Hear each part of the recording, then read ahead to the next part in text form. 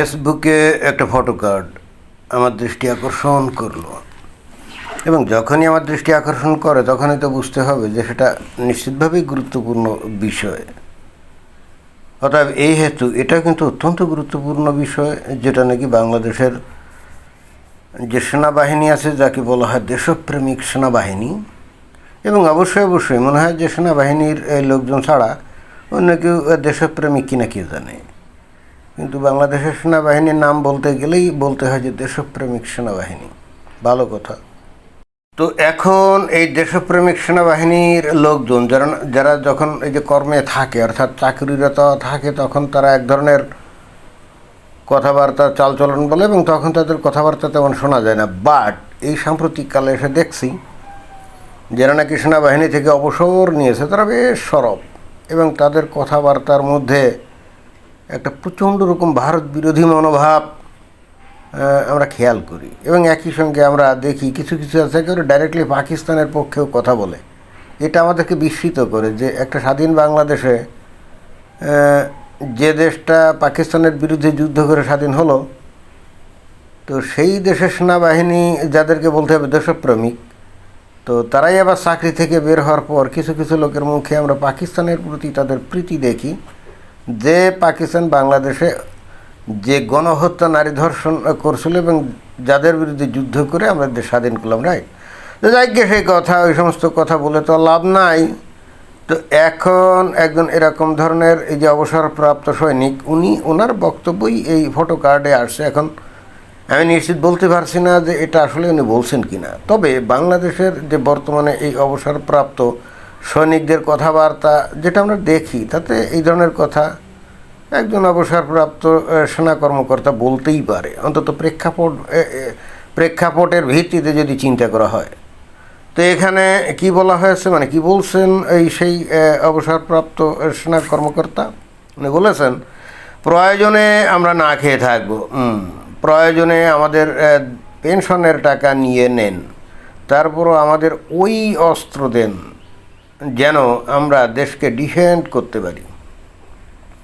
আমাদের কাছে বাংলাদেশই সবার আগে। ব্রিগেডিয়ার জেনারেল অবসরপ্রাপ্ত শামীম কামাল। তো এখন একজন লোক দেখলাম যে এটার নিচে আবার মন্তব্য করেছে, সাব্বাস স্যার। আচ্ছা, তো এটা খুবই ইন্টারেস্টিং ব্যাপার, তাই না? উনি কিন্তু এখন অবসরে, এখন পেনশনের টাকায় আছেন। উনি বলতে চাচ্ছেন যে দরকারে আমরা না খেয়ে থাকবো। আমরা বলতে উনি কাদেরকে বুঝাচ্ছেন? যারা নাকি এখন অবসরে তাদের। তো তারপরে তাদের পেনশনের, যারা নাকি এখন অবসরে আছে, তাদের সমস্ত পেনশনের টাকা যদি দিয়ে দেয়, তাহলে ওই অস্ত্র দেন, মানে কোন অস্ত্র বলতে চাইলো এখানে উল্লেখ নাই। ওই অস্ত্র দেন যেন আমাদের দেশকে ডিফেন্ড করতে পারি, অর্থাৎ দেশকে ডিফেন্ড করার জন্য যে অস্ত্র উপযোগী সেটাই এসেছেন। হ্যাঁ, আচ্ছা, বুঝছি। তা দেশকে ডিফেন্ড করার জন্য কী অস্ত্র দরকার? আমাদের কাছে বাংলাদেশই সবার আগে। এখন এই ভদ্রলোকের কথাবার্তা শুনে মনে হচ্ছে যে বাংলাদেশ দখল করার জন্য নিশ্চয়ই আশেপাশের অনেক দেশ মুখিয়ে আছে, তাই না? এবং যে কারণে তার এই আকুতি, উনি দেশকে ভীষণ ভালোবাসেন, দেশকে উনি ডিফেন্ড করতে চান, দেশের স্বাধীনতা সার্বভৌমত্ব রক্ষা করতে চান।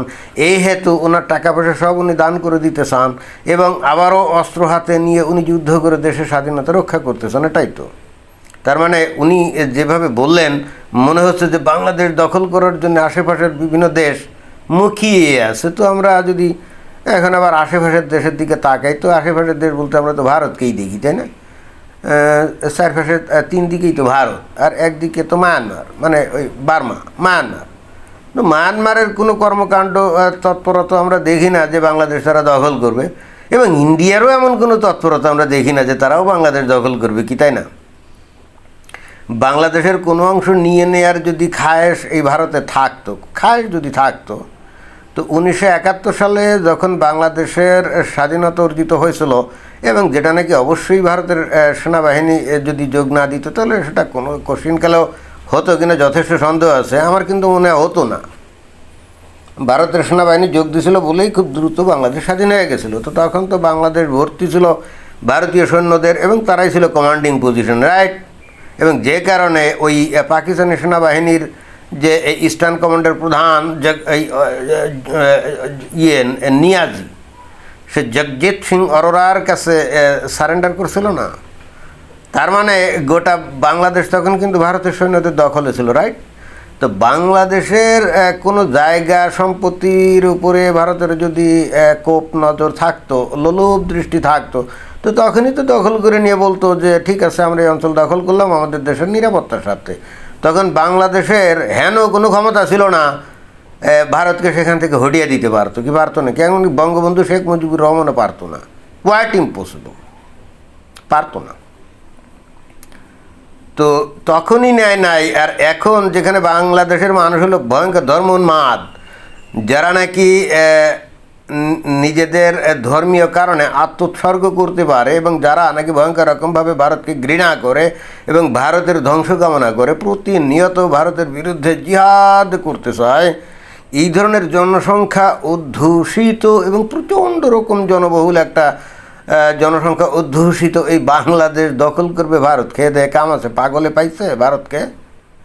ভারত তার দেশের মধ্যেই যে 25-30 কোটি মুসলমান আছে তাদেরকে নিয়েই তারা হিমশিম খায় এবং তাদেরকে কিভাবে নিয়ন্ত্রণে আনবে, কিভাবে তাদেরকে মানুষ করবে, সভ্য করবে, এটা নিয়েই তারা ব্যাপক ব্যস্ত।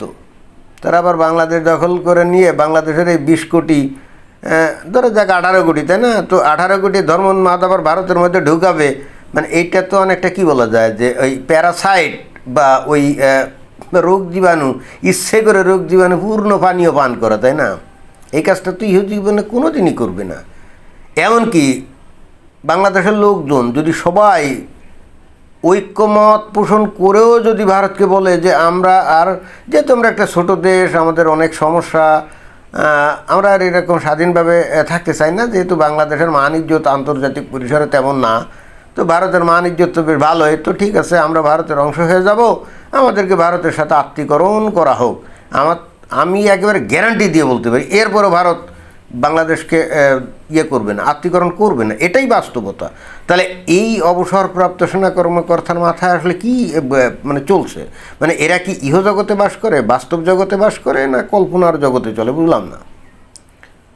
আজ পর্যন্ত ভারতের কোনো কর্মকাণ্ডই তো আমরা দেখি নাই যে তারা বাংলাদেশের কোনো একটু অংশ দখল করতে চায়। উল্টে শেখ হাসিনার আমলে ওই যে বিভিন্ন ছিটমহলের চুক্তি করে, যতটুকু আমি শুনছি 10,000-এরও হেক্টর নাকি একর জমি বাংলাদেশকে ভারত আরও দিয়ে দিয়েছে, তাই না? ওই যে 3 বিঘা করিডোর মোর বিভিন্ন জায়গায়, আরও অনেক জায়গা আছে।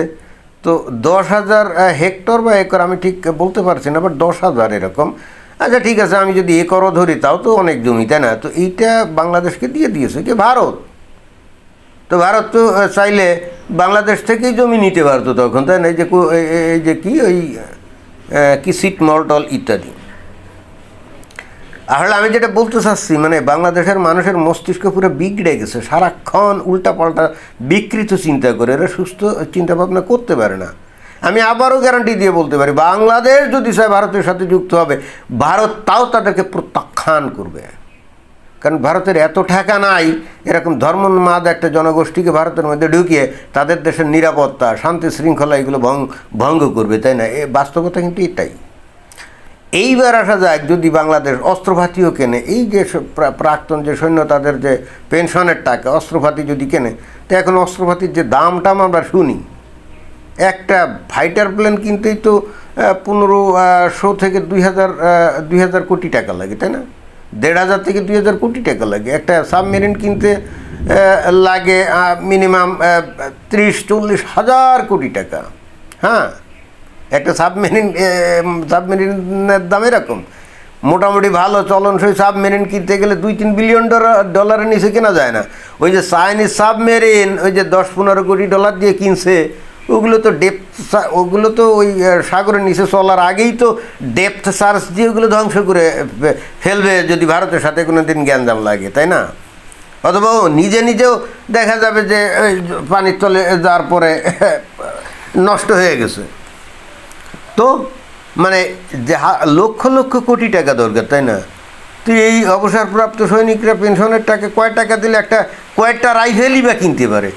মানে কত বড় মানে বিকৃত মস্তিষ্ক না হলে এ ধরনের চিন্তাভাবনা করতে পারে? বাংলাদেশ যদি আমেরিকা থেকে F-35 স্টিলথ বিমানও আনে এবং ওখান থেকে যদি র্যাপটর 22 বিমানও আনে এবং ওইখান থেকে যদি প্যাট্রিয়ট মিসাইল বা আরও অন্যান্য মিসাইলও আমেরিকা থেকে আনে, তারপরেও তো ভারতের সাথে যুদ্ধ করলে বাংলাদেশ টিকতে পারবে না। কারণ হচ্ছে বাংলাদেশ হলো একটা ছোট্ট দেশ। হ্যাঁ, যে কারণে টিকতে পারবে না তার কারণ হলো ভৌগোলিক। বাংলাদেশ একটা ছোট্ট দেশ না, তো বাংলাদেশের বিভিন্ন জায়গায় যে অস্ত্রাগার থাকবে, ক্যান্টনমেন্ট থাকবে ইত্যাদি, তো এগুলো তো ভারতের যে ব্রাহ্মস মিসাইলের, স্বল্প পাল্লার মিসাইলের আওতার মধ্যে থাকবে। যুদ্ধ ঘোষণা বা যুদ্ধ শুরু হওয়ার একেবারে প্রাথমিক অবস্থাতেই তো ভারত তাদের মিসাইল মেরে এই বিমানগুলোকে ওই রানওয়ে থাকা অবস্থায় বা হ্যাঙ্গারে থাকা অবস্থায় তো ধ্বংস করে দিবে, তাই না? অর্থাৎ এগুলো তো আকাশেই উঠতে পারবে না, এটাই বাস্তবতা।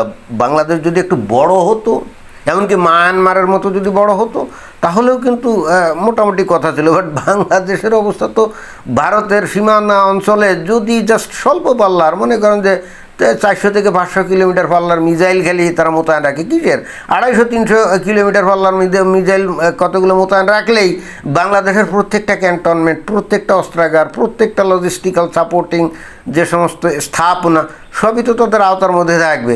তো তাই যদি হয় তাহলে এখানে এবং বিমানবন্দর যতগুলো আছে সব, তো এগুলো তো বাংলাদেশের এই F-35, F-22 র্যাপটর বা F-35 লাইটনিং, এমনকি রাশিয়া থেকে যদি Su-57 বা J-35 বা J-20 যদি চায়না থেকেও আনে বা মিসাইল টিজাইল আনে, তো সুফোয়াট, এগুলো তো আকাশে উঠতে পারবে না, এগুলো তো লঞ্চিং প্যাডেই ধ্বংস হয়ে যাবে, তাই না? আরে ভাই, যুদ্ধ সংক্রান্ত বিষয়ে তো আমাদের নলেজ আছে এখন, আধুনিক যুগে আমাদের নলেজ আছে না? আমরা তো ভাই মূর্খ না, বোকা না, আমরা তো এই ইনফরমেশনগুলো কালেক্ট করি। আমরা জানি যে কোন অস্ত্রের ক্ষমতা কত দূর, এবং বর্তমান যুগে যখন আধুনিক যুদ্ধে এখানে ভৌগোলিক বিস্তৃতি একটা বড় ব্যাপার, এবং ইরান এই জিনিসটা বুঝতে পেরেই বস্তুত তার সমস্ত রকম এই যে এই মিসাইলের কারখানা, ড্রোনের কারখানা মাটির নিচে, পাহাড়ের নিচেই করছে। কেন করছে? কারণ ওরা খুব ভালো করেই জানে যখন যদি কোনো বাস্তবে যুদ্ধ হয় তাহলে এগুলো সব ধ্বংস করে দিবে। এরা এই পাহাড়ের নিচে বা মাটির গর্ভে 150-200 বা 300-400 ফুট নিচে করছিল বলে এখন ওদের মিসাইল আছে। তো বাংলাদেশে এরকম কি করা সম্ভব? আর যদি করো তাতেও বা কি, ওখান থেকে তো বের হতে পারবে না, কারণ খুব স্বল্প পাল্লার মধ্যে থাকবে না। তো ওই যে মুখ দিয়ে বেরোবে ওই মুখেই তো মিসাইল মেরে মুখ বন্ধ করে দেওয়া হবে, পরে ওই ইঁদুরের গর্তে আটকা পড়ার মতো অবস্থা হবে, তাই না? বাস্তবতা এই না। তা আমি যতটুকু বুঝলাম, আমার থেকে সেনাবাহিনী কর্মকর্তা তো আরও বেশি ভালো বোঝে, তাহলে এই সমস্ত উন্মাদীয় কথাবার্তা বলে কি করে? এর চাইতে বাংলাদেশ যেরকম আছে সেরকম।